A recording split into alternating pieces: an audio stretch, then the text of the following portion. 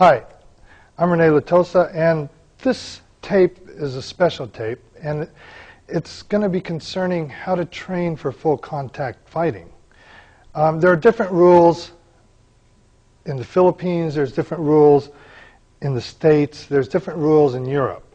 And what we want to do is present you some methods of training and how to go into a tournament, whatever style it is, and feel confident enough that you've trained well, that you looked at the aspects, that individual types of training that you need, and whatever attributes that you need to become a champion. And the person that is going to be doing a lot of the presentation is one of my students. His name is Cedric Concon, and he's been world champion twice. He's been champion in the United States for so many years, and he's won countless of tournaments. And I would say he's probably got the most titles than anyone as we speak right now in any of the full contact circles. And he's fought the different rules. He's used as an advisor to the European, Filipino, Eskrima World Full Contact Organization, and I use him a lot for advising us on rule changes and our tournaments over in Europe. And over the years, he's held titles for over 10 years now. And so what it takes to be a champion, he's got all the answers. Okay? Okay, now we'll talk about the different types of tournaments that are happening now throughout the world. Basically, I've fought in 2 or 3 different types of tournaments. The tournaments that are held in the Philippines, they're live stick competitions. They're full contact.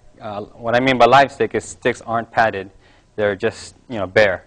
And then you have a headgear, body gear, and some protective gear on your arms and hands. And I'm going to show you where points are awarded.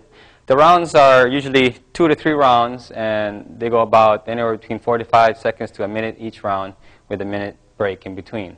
And they're judged on a 10-point must system, where the winner gets 10 and the loser gets 9, or if it's overwhelming, it's 10-8 and 10-7 and 10-5.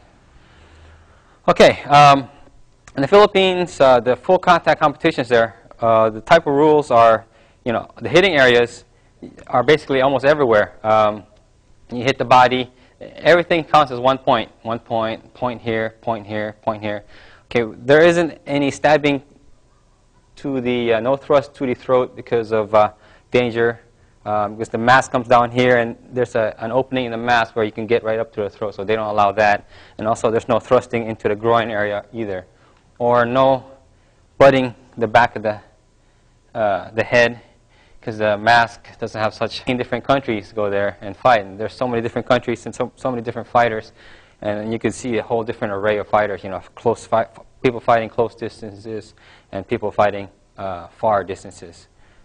But basically, it comes. They set up like this, and then that's how they start fighting. A lot of people come in close, stuff like this, like that, and then. In the USA tournaments, there's 2 judges that will confirm. You break, and then they'll confirm whether it was awarded the point or not, whether if it was a clean hit or if it was a true blow, or if it wasn't blocked, then you get awarded for that. And usually those go for 3 minutes or 6 points, whichever comes first. And points are awarded. The weapon arm from the elbow to the hand, that's worth 2 points. That's a key place to hit to score 2 points. And the other place where you can get 2 points is a strike to the head. Okay, and all the other points from the elbow back here to the body is 1 point, and this non-weapon hand is 1 point. And then from the hip to the knee, there's no points awarded there because it's pretty easy just to swing here and get a hit. So to make it a little bit more challenging, is the only way to score hitting a leg shot would be below the knee. the knee and below. So that's, usually rounds go straight 3 minutes or 6 points. So, if you hit 3 headshots, pack, that's 2 points, and then 3 times, that's 6 points. Rounds end pretty quickly that way. And then they basically start the same way. The fighters cross sticks in the beginning, and then when they say Sige, they bring this back, and then that's when they do the strategy. So this is a little bit different than the Philippine full contact one, because here you require for basically the first hit. So if you come in here and make a hit, pop, that's a quick point right there. Rather than if you're in the Philippines, if you do this, this guy could come right back in here and start wailing on me too. Yeah. So there's a lot more movement in different, in like the world tournaments that's required. And then we'll discuss that a little bit later on in this tape. Okay, the next type of tournaments that we're going to explain is the European tournament held by the group PEWTO, the Philippine Eskrima World Tournament Organization. What's different about it, it's almost like the Philippine rules, but what's different about it is they add empty hands, and they also add kicking. Okay, so you can, hit and strike, boom. You can throw an empty hand, or you can throw some feet into there.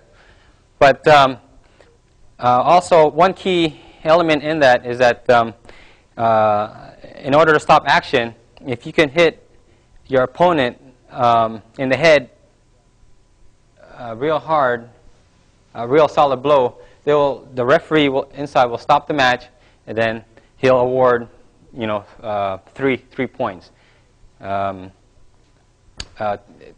Since it was that's the only way to stop to stop the fighters from, getting so close and start to grapple and holding this way and start taking you down. Because we also have takedowns, in the European rules. So, but if a guy comes in, if he comes in and if you come in rushing, he comes in this way, and if I come in this way and there's no way to stop him from grappling or or stopping the whole match, they'll end up on the floor wrestling, and it's not really pretty to see. So that's why if he comes in, this guy moves back, and then pops him real hard in the head, then they will start the match. Like in the Philippines, that's the only problem they have there is that they don't stop the matches. Just like a continuous 1 minute round, and they're just continuously waiting at each other, boom, boom, boom. You have to have movement, you have to have timing, you got to have power. That's like the basis of the style. And to get all this, timing, power, and movement, you need to have a lot of exercises where, it'll help you develop these kind of movements where you're moving around, pop, pop, pop, pop, pop, without getting all tangled up in when you're fighting someone. So the first things we learn are hitting with power while you're on the move. A lot of the times, it's hard for someone to figure out how to hit somebody while a target is moving. It's so easy to hit something really hard when it's stationary. But if this target is moving, it's harder to hit it. See? Because you have to always adjust yourself when you're hitting a moving target. So that's why when we practice this kind of learning how to hit on the move with power is, you have to, we practice hitting as we hit, as we move. So one of my drills is that I come here, I have my students come over here, and they take a step to the right, and then there's a lot of jumping power, and same way coming through the backhand. So it's not coming here, it's not 1, 2, it's more of 1. So you come in, move it around, you go, boom! And as you see, balance, you still have a lot of balance here. That way, you're always ready for this guy to move. So if you move, and I'm moving again, and boom, there's balance.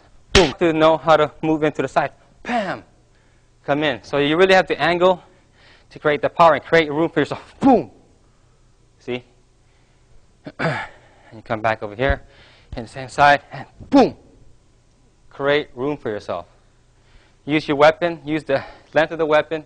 See, you don't want to come in this way and hit here, because this hand gets into play and starts to jam you up. Create room for yourself. Okay, another one of the drills that we use for hitting with power